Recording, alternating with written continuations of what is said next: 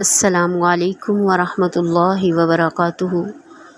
اللہم انا نسألک علما نافعا وعملا متقبلا ورزقا طیبا۔ رب اشرح لی صدری ویسر لی امری واحلل عقدۃ من لسانی یفقہوا قولی، آمین یا رب العالمین۔ اعوذ باللہ من الشیطان الرجیم، بسم اللہ الرحمن الرحیم۔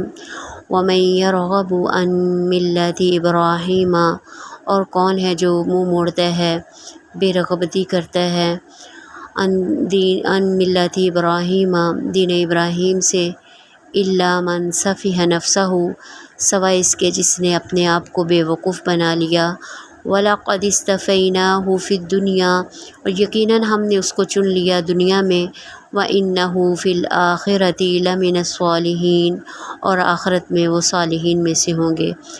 اذ قال له ربه اسلم، جب فرمایا اس کے لیے اس کے رب نے فرما بردار ہو جا، قال اسلمت لرب العالمین، فرمایا اسلمت، میں نے فرما برداری اختیار کی، میں فرما بردار ہو گیا رب العالمین کے لیے۔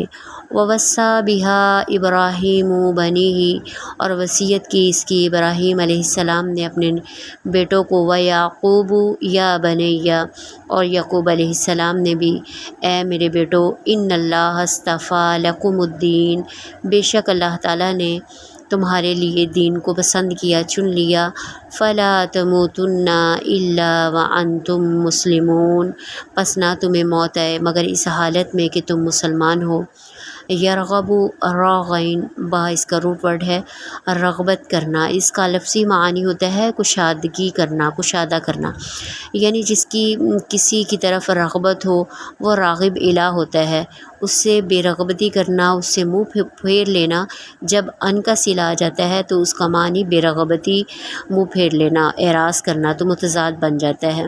اسی طرح صافیہ سین فا ہا ہے، اس کا معنی بے وقوف ہے، احمق ہے، استفا صاد فا یا، مصطفیٰ بھی اسی سے ہے، چنا ہوا، خاص کر لینا۔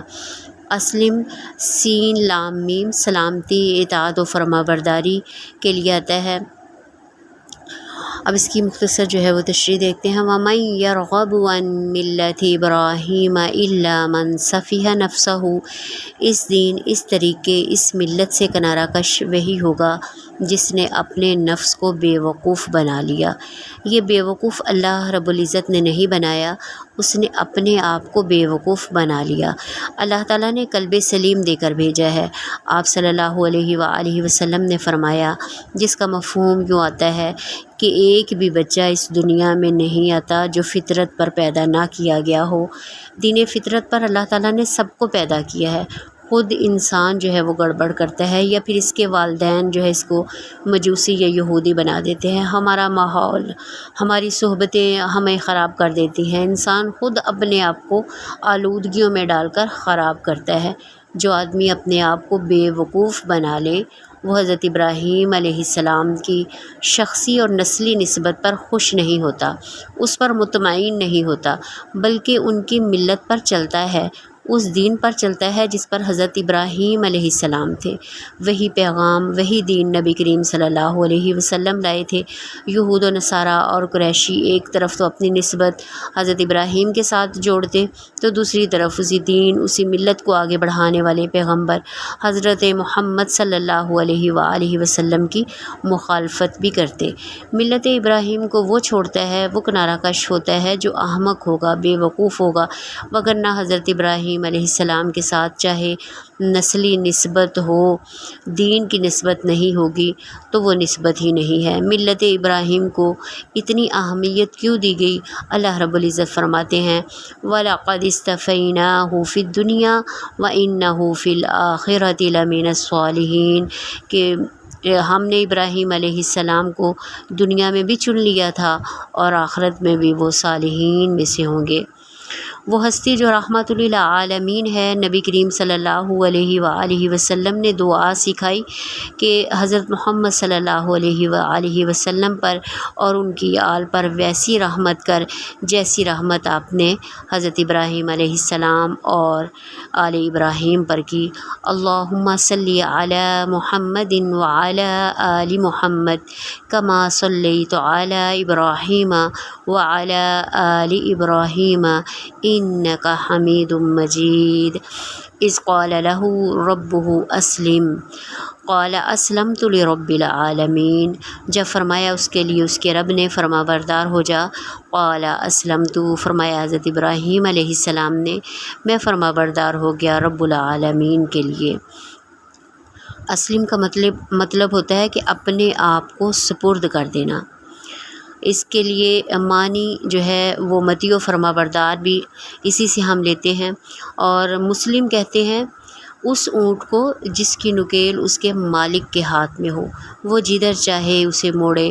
اس سے معنی اطاعت کا نکلا، اپنے آپ کو سپرد کر دینا، حوالے کر دینا۔ تو اس آیت میں کہ فوراً ہی حضرت ابراہیم علیہ السلام نے جواب دیا کہ اسلمت لرب العالمین، انہوں نے ذرا تردد نہیں کیا کہ میں نے کہا میں نے اپنے آپ کو تمام رب العالمین کے سپرد کر دیا، پھر اس کی عملی تصویر بن کر دکھایا۔ اللہ رب العزت نے فرمایا اسلم، اپنا آپ سپرد کر۔ تو مفسرین لکھتے ہیں جواب اگر ہوتا کہ اسلمت لک تو یہ بھی ٹھیک تھا، میں نے اپنا آپ تیرے سپرد کر دیا، یہ نہیں فرمایا۔ قرآن کے ایک ایک حرف جو ہے اس میں گہرائی ہے، موتی ہے، وہ معجزہ ہے۔ فرمایا اسلمت لرب العالمین، کہ میں کیا، میری اوقات کیا، تو وہ ہستی ہے کہ سارا جہان تیرے سامنے سربسجود ہے، تو سارے جہانوں کا رب ہے، میں اپنا آپ تیرے سپرد کر کے احسان نہیں کر رہا، ہر کوئی تیرے سامنے جو ہے وہ جھکا ہوا ہے، تو جہانوں کا رب ہے۔ یہ ہے ابراہیم علیہ السلام، یہ بتایا جا رہا ہے یہودی و نصارہ کو کہ وہ ہٹ درمی میں بے مثال تھے۔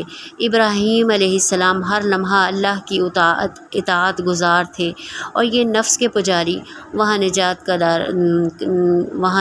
کا انحصار جو ہے عمل پر تھا، یہاں نجات کا انحصار گروہ بندی اور نسلی بنیاد پر تھا۔